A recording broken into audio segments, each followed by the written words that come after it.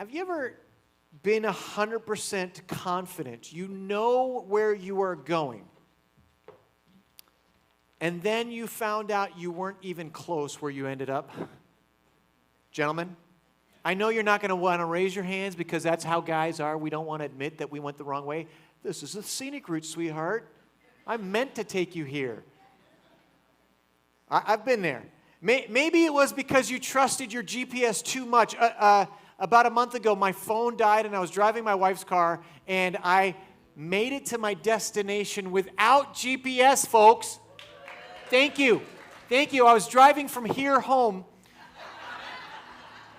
But I was very proud of myself. I made it without my GPS. I love having my GPS going. Nate Bergazzi, who's a comedian, he's my voice on Waze right now, and he's like, has a lot of funny things to say, but often he'll say, it's time to make a U-turn, Eric. Looks like you've decided, he doesn't say my name, but he's like, it's time to make a U-turn. Looks like you've chosen to go the wrong way. Phrases like that. Anyhow, there's a show. Now, I'm going to show you a clip, and I just want to say ahead of time, this is not an endorsement. I don't want you to go, oh, the pastor is showing us a video clip, and we should all go watch it. No, it's not what I'm saying. It's just a funny little clip of a show, and on the show, the main character, Michael, has gotten this new GPS. It's brand new to him. He's never used it before, and they're in a rental car, and it tells him to turn right. And he goes, okay, I'm going to turn right. And Dwight, who's sitting next to him, says, no, go straight. There's a lake here, and this is where we pick up this video clip. Make a right turn. Wait. No. It means bear right. No, up there. It said right. It said take a right.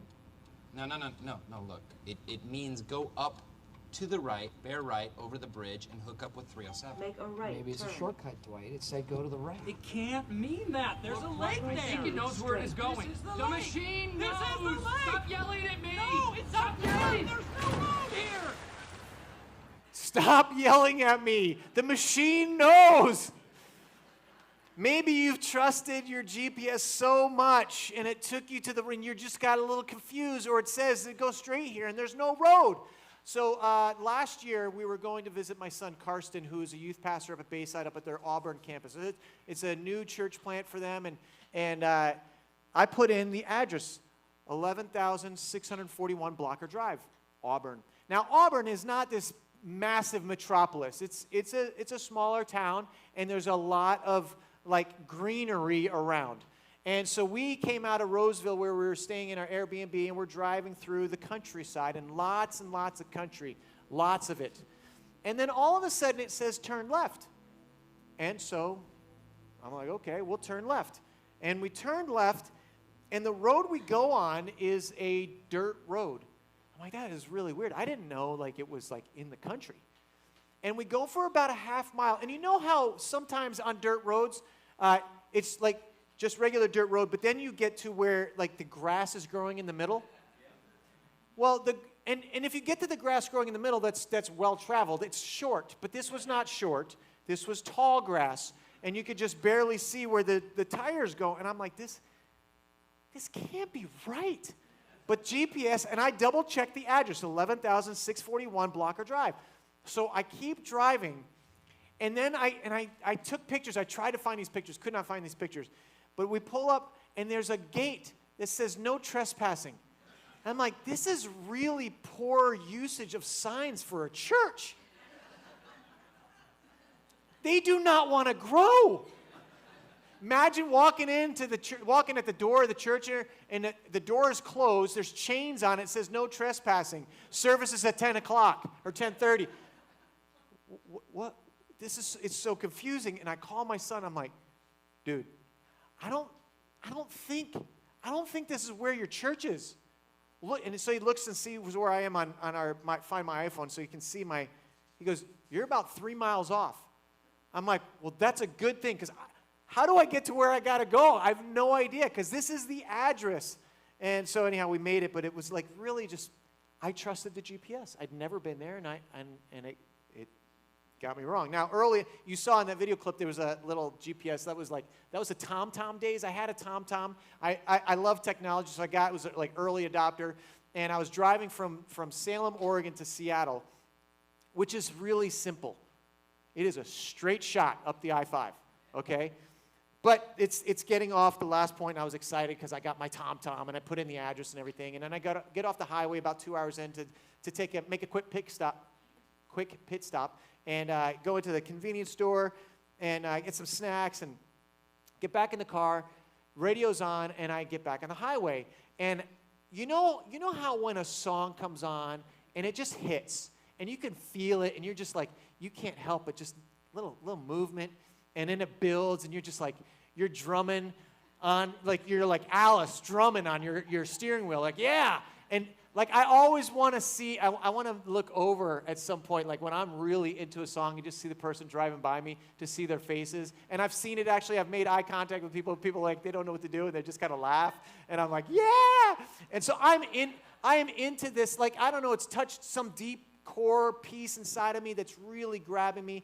And I'm driving, and about 20 minutes into my drive, I have not looked down because it wasn't like mounted or anything. It was just kind of sitting there. And apparently I didn't have the volume turned up. You can turn the volume up. You can hear them speaking to you. I didn't do that. And the sign says I-5 South. I'm like, that is weird that they would put that on the northbound way. This doesn't. And then I go about another mile right before the next exit, and there's another sign that says I-5 South. And I'm like, and I look down at TomTom, and it keeps recalculating to go the other way. And like on mine right now, if I go the wrong way, Nate's like, you're going the wrong way. This is not where you want to go. Everybody makes mistakes from time to time. I'm like, ah. So that meant 20 minutes the wrong way, which means I had to get 20 minutes more to get back to where I was. That's 40 minutes behind, which means I would have been 40 minutes further along. I don't know what the math is there, but that's like 6 or 7 hours. I'm out of the way, right? I'm way behind. And here's the thing. I didn't need a map. I had my instincts, my gut, and man, was my gut and my instincts very, very wrong. I was certain I was heading, there was nothing in me that thought I was going the wrong way. I had a destination I needed to get to. We live in a world that has thousands of ways offered to us. Philosophies and religions and goals and schedules and ideologies and self-helps and political persuasions, like all of these voices coming at us, but there's only one way that actually leads you to where you should be going. Every single one of us wants to know that the direction we're heading in is leading us to life. We as humans are directionally hungry. We all, at some point in our lives, maybe many times in our lives, just have this like, what is my purpose? Why am I here? What am I supposed to do with my life? And maybe you remember when you were a kid, or some of you in here are at that age, you're going, I want to know what I'm supposed to do for my life. What am I going to be when I grow up? Some of you are my age or older, and you're still asking the same question. What am I going to be when I grow up? I hope I figure it out. It's going to be great at that time that I discover it. But there's all these voices that when we want clarity, we're getting more confusion. And it can be difficult because the voices that we tend to follow just lead to more anxiety and more disconnection and even burnout in our lives. The reality is, we've never been more connected. We have all of the information we've ever needed right at our fingertips. We've never been more information filled and at the same time felt so lost. All of that information and still we feel lost. It doesn't seem to make a whole lot of sense. There's a lot of trends on social media, and some of them are really cute. And I love to watch some of these trends. My oldest daughter, Kinsey, she loves TikTok, and she's like, okay, when we're together, we're gonna do this video, and it's gonna be great. So we do all these different dances or games or whatever she has, some crazy stuff that she has, or prank on somebody on it. And there's one, you've seen the movie Toy Story? Toy Story, Andy is this kid who has a bunch of toys, and he's put his names on the bottom of their feet and stuff, and when Andy leaves the room, the toys come to life, and they have adventures together. And then they've got the little army men that have the flat bottom, like we played with as kids.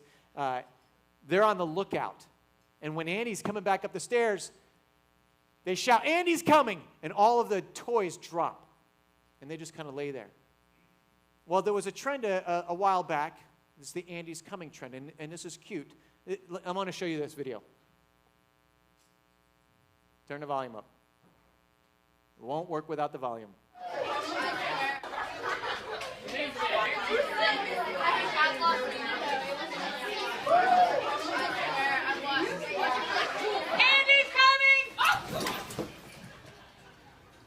I love it. I love it. It's just fun, just pure, it's great. Now, there's other trends that have come along that have not been so sweet and innocent. One's like, there's I think it's called Packy, the One Chip Challenge. This company had a bag of chips that had Carolina Reaper pepper into it, and as well as like, I want to say it's a Napa Nagar mixed in there. So the Carolina Reaper reads 1.7 million on the Scoville. So Tabasco, to give you some reference, is 25,000, and that's a little too hot for me. Actually, Alice reminded me of the fact that last year at our staff retreat, Juan had these homemade cheese puffs. And he's like, hey, you want one? I'm like, yeah, I popped it in my mouth. It had something similar to that, and I spent about an hour trying to get out of this heat. Like, okay, ketchup is about my level. And, so anyhow, this One Chip Challenge, you pop the chip in, you're not supposed to make a face, you're supposed to handle it. And it's ended up sending lots of kids to the hospital because of what it does in the throat, and then they rub their eyes, and just all sorts of just really bad things. There's one called a skull crusher, and 3 people are in on the joke. One person isn't, someone with a camera, and you're all supposed to jump at the count of 3, and the 2 people on the outside don't jump, but the person in the middle is, and then the 2 others sweep their leg, and they fall, and many have ended up in the hospital because of that. Just dumb trends, but we see these social media things, and we want to be part of what's going on. We see this. There's a lot of information out there on social media. Matter of fact, there's a study that cited that more than 50% of TikTok users sought financial advice on TikTok. But only 41% of them fact-checked that advice that they found. Oh, okay, it says that I should put all of my money into one crypto fund. Okay, that's a good idea. It's this one nobody's heard of. Great idea. There's all my savings, right? The same study showed that 66% of those watching financial videos for advice used the number of likes on the video to determine how trustworthy that video was. And it's not just TikTok, it's all over. It's all these voices. How do I find the best diet? What can I do to bulk up? Do these things. What's the best marriage advice? I'm like, I don't think TikTok is the best place to find that. I've got some other ideas. But we've got all of these voices. There's only one that leads to true life. The rest, just confusion. The problem is this is how life is, because we have all of these voices vying for our attention, right? Buy this and you'll be liked more. Drink this and the women will flock to you. What? But move to this neighborhood, or buy a bigger house and you're gonna be happier, or take this job because it's better than the job you have right now, or take this pill, it'll make you feel better, or go to this church, that's much better than that. No, don't do that church. Do what you think is best. Be good enough, and you'll be fine. And we live in this world that says all roads lead to God. All roads lead to Chick-fil-A, too. But only one road is the right one through the drive-thru, right? But here's the thing, that's not truth. That's not truth. We're going to open up our Bibles together, John chapter 14. I'm going to read it to you, and then we're going to kind of break it down. John chapter 14, starting in verse 1, and I'm reading out of the New Living Translation, by the way. Don't let your hearts be troubled. Trust in God and trust also in me.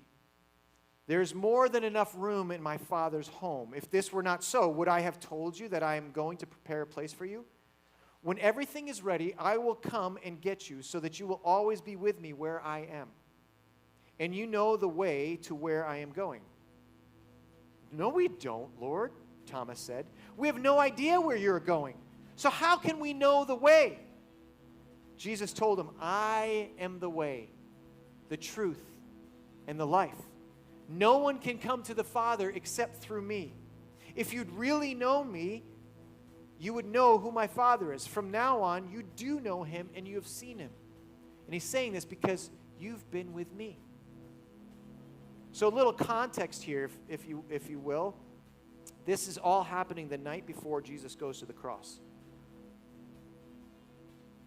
He gathers his disciples together for a meal, and they come into the house, and Jesus is there. There's a wash basin, which is typical in the home where you wash your feet. The servant would typically come and wash your feet because the roads are all dusty.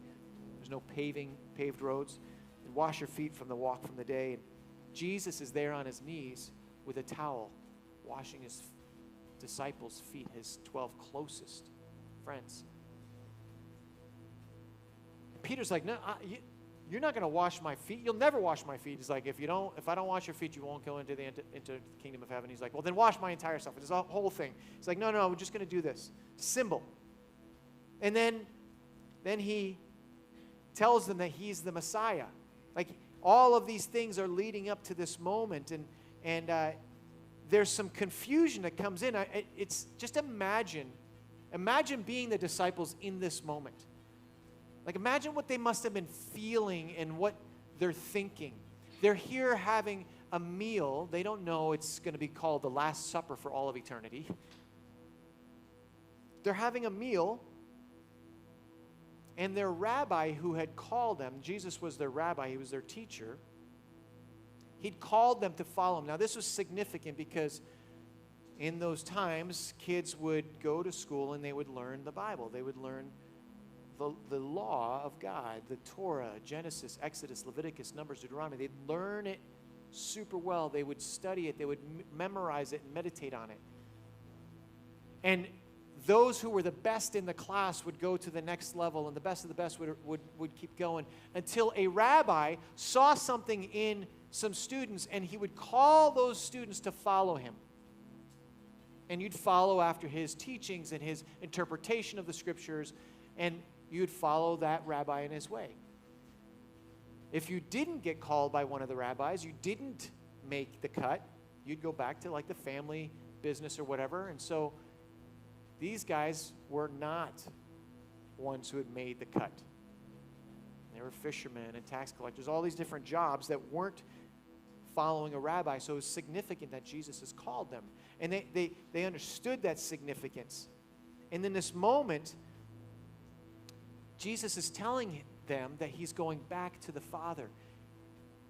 And there has to be some discouragement going on because he said that he was going away and that he would die. Not only that, he said, one of you, one of those 12, is a traitor. You're going to betray me. He tells Peter that Peter is going to deny that he even knows him 3 times. He says that Satan is going to work against all of them, that all of the disciples were going to fall away and scatter. So the weight of all of these words that Jesus is telling them had to be really heavy. So I just picture them leaning in, listening to what Jesus is saying, hanging on the words. Confusion for sure, because it doesn't make sense that, like Thomas says something very human, like, where are you going to go? We don't know the way. Jesus answers not with a road map or a GPS, but he answers with a relationship. So this is the 6th of the 7 I am statements that we've been going through, and Jesus says, I am the way and the truth and the life. He is the way because he is the truth and the life. That's the fact. And I want to pull out 3 different pieces from this passage here quick. And if you're a fill-in-the-blank type of person and that makes you happy, I'm going to make you happy right now. You're going to get to fill in all your blanks, okay, in your bulletins there. The first one is this. Jesus gives us his presence when we feel lost. Jesus gives us his presence when we feel lost. Verse 1, it says, don't let your hearts be troubled. Trust in God and trust also in me. Don't be troubled. You're not walking alone. You're not by yourself. He's reaffirming that God the Father and he, both of them, can be equally trusted. And you know that feeling when you get news that doesn't make sense and it causes you to spin out? Maybe it's the news that you got cancer. And all of your fears rise up. And you can't think straight. And you're like, how is this possible? That can't be true. Or you get the call that a loved one has passed away. You're like, no, why? It doesn't make sense. You start to spin out. Maybe you're a student and your best friend, you've just found out, has shared one of your deepest secrets that you only shared with your friend because you trusted your friend, but they gave it away at the lunch table for a laugh so that they could feel like they fit in. And you feel completely betrayed, and you're spinning out, and you feel lost, like nothing makes sense. And Jesus here begins with comfort, not a strategy. He invites us to trust him in the middle of the confusion and fear. His presence calms troubled hearts. When we understand that, when we walk with Jesus, in the midst of all of the crazy, difficult stuff that comes along the way, Jesus doesn't just point towards peace, he is peace in us. He gives us his presence when we feel lost. The second thing we can pull out is Jesus secures the promise of life with the Father. He says, there's more than enough room in my Father's house. If this were not so, would I have told you that I am going to prepare a place for you? When everything is ready, I will come and get you so that you will always be with me where I am.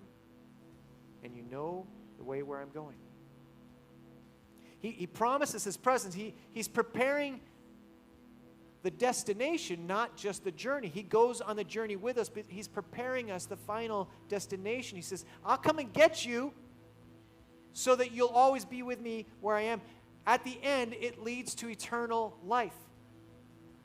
Jesus secures the promise of life with the Father in this moment.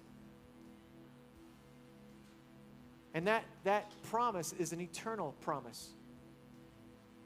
He isn't just going to walk with us through our life. He's preparing a home that's forever with God the Father. See, Jesus is the destination and the guarantee, this promise. And to the third point, we covered presence, we covered path. If you love alliterations, I'm sorry, we're not going to do another P word. I'm just kidding. I'm a preacher, not a monster. It's another P word, don't worry. Jesus provides the path that leads us home. Jesus provides the path that leads us home. He says, I am the way, the truth, and the life. I am the way. Jesus doesn't offer a path. He says that he is the path. And what I love about this is it's not like a mechanical, we got to figure it all out. It's relational. It's relational. It's about stepping into relationship with Jesus that he offers us to this day. He's not giving us a roadmap. Here you go. Here's a GPS. Plug it in. You're gonna be fine. No. He's inviting us to follow him on a road that leads us home. And by his words, he says, no one comes to the Father except through me. And this is significant. Jesus stressed that salvation, contrary to what most people think, is not obtainable with a whole bunch of different paths or doing enough, outweighing our good stuff versus the bad. It's only through him. Jesus is the access to the Father.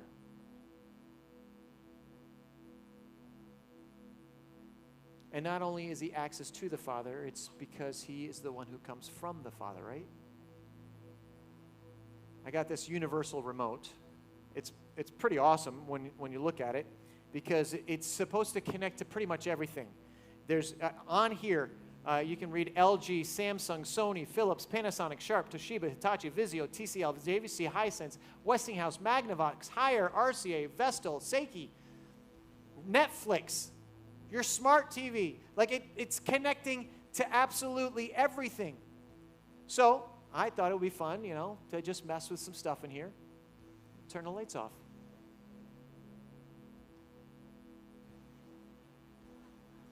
All right, let's try the TVs.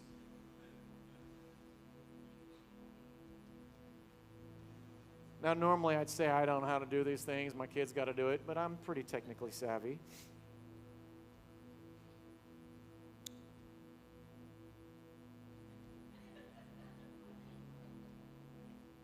Doesn't work on people either.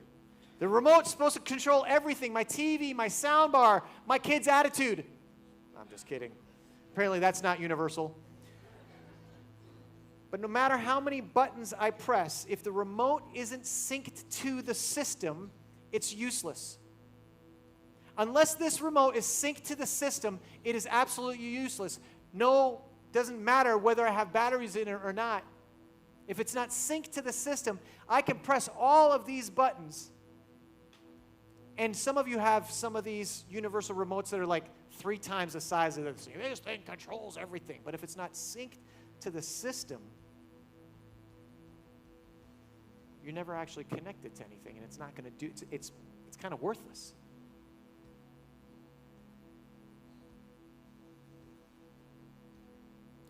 Most of us want to be in control. We want to have control in our life. We've got tools, we've got plans, we've got strategies. We even have religious habits. We do right things. We go out and we help in our community. We do all these things. But if we're not synced to the way, pressing the buttons in our life is going to do nothing eternal. None of that will secure eternity in heaven. Jesus doesn't give us control. He gives us connection. He doesn't give us a remote and go ahead and click all the buttons. No, he gives us connection. We get to be synced in with him. He doesn't say, here's how to fix the way. He says, I am the way. I am the way. Just trust in me. You don't need a better remote. We need his presence. You don't need to press harder and harder. We need his promise. We don't need more options. We need the path. That's Jesus. Some of you are trying to run your life like you're holding a remote, and I'm going to click this, and I'm going to make that work, and I'm going to click this, I'm going to make that work. I'm going to get better finances over here. I'm going to fix my marriage. I'm going to fix my kids. I'm going to have them be more respectful of me, and I'm going to click here, and I'm going to have a better job, and I'm going to have a better paying. And we try to control everything. But Jesus isn't just an app you add on into your system. He is the whole system. He's calling you to trust him and him alone. When all of the voices are saying different things coming at you from every angle,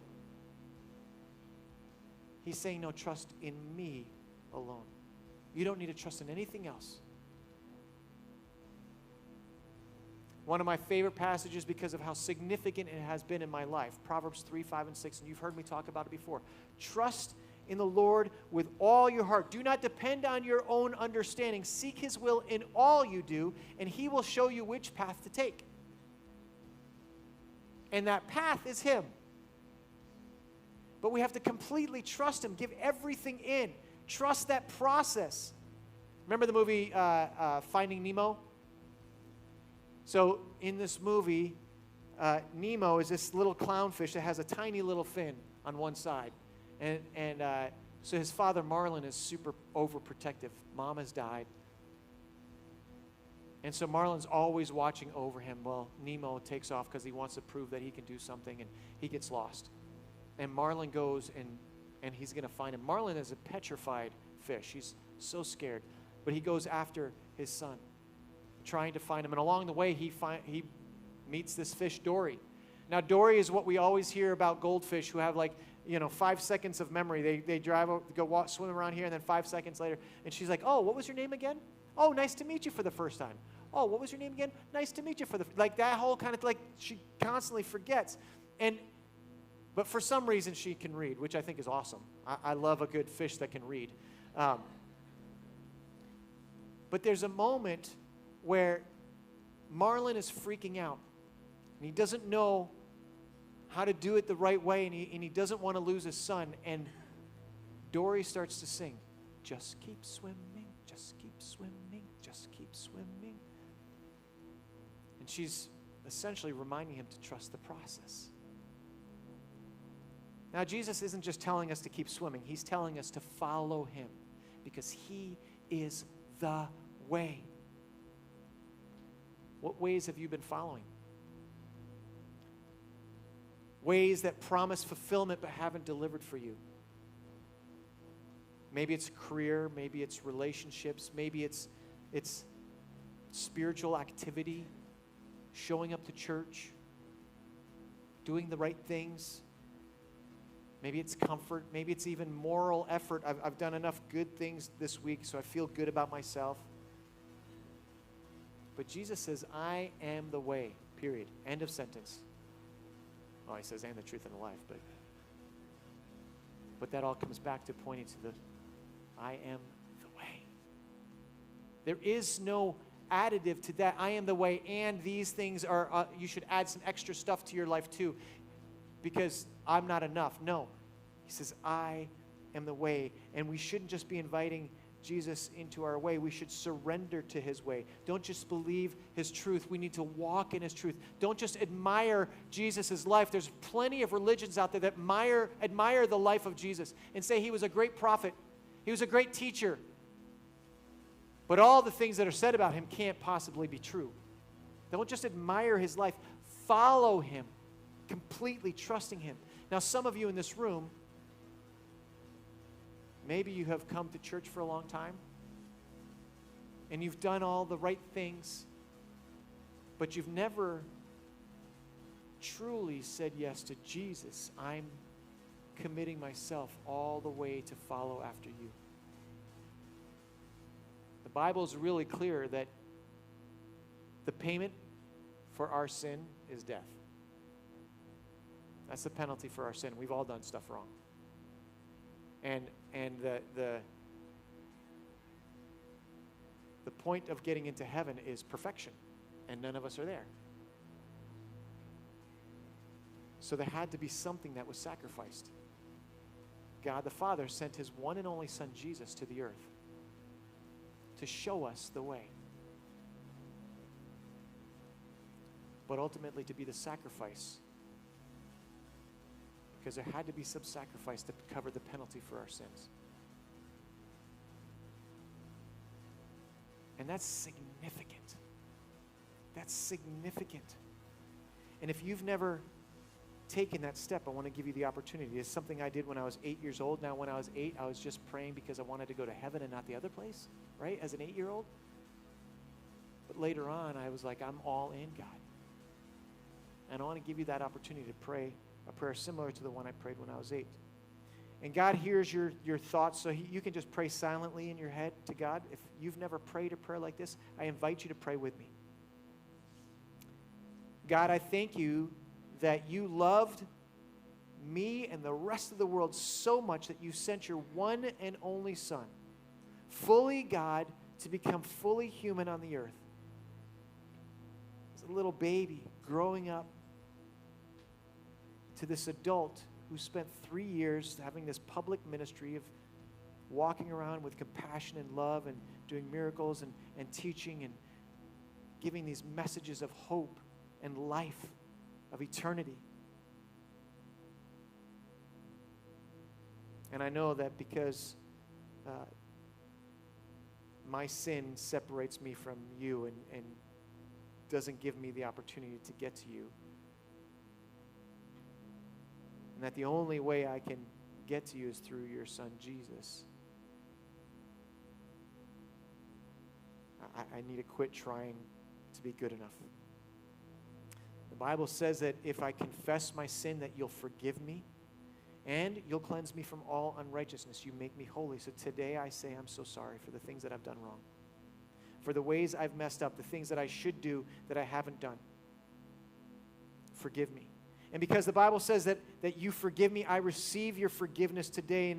And I can also read that if I declare with my mouth and believe in my heart that you are Lord, that you save me from eternity without you, and that you prepare this place for me in heaven, that Jesus, you say, I am the way, the truth, and the life, and today I want to step into relationship with you, and I commit myself fully to you. Help me to, I thank you that I don't have to have all of the stuff cleaned up around me, but help me to walk in the way, to walk in you, in relationship.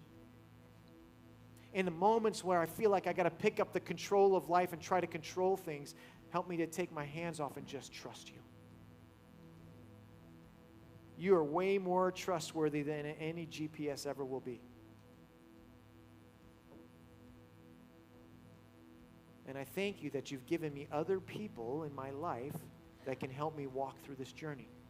That I don't have to do this on my own. You didn't create us to live life by ourselves. You created us for relationship. So I invite you into my life today.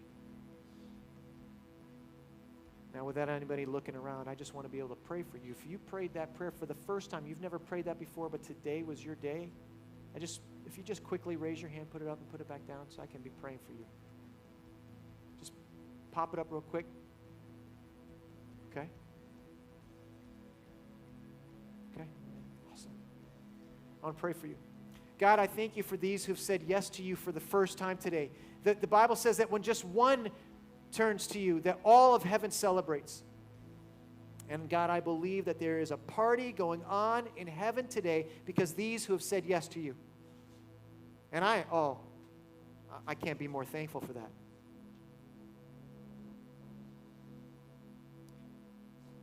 Would you bless my friends who've said yes to you? Would you bring people around them? Would you remind them to reach out to others, that they don't have to walk this road alone, that you've given us others and given us each other. Help them to walk in the way even when it's hard, even when we're tempted to take shortcuts. That's for all of us. When we're tempted to take those shortcuts, remind us that broad is the path that leads to destruction, but narrow is the way that leads to life, and you are the way.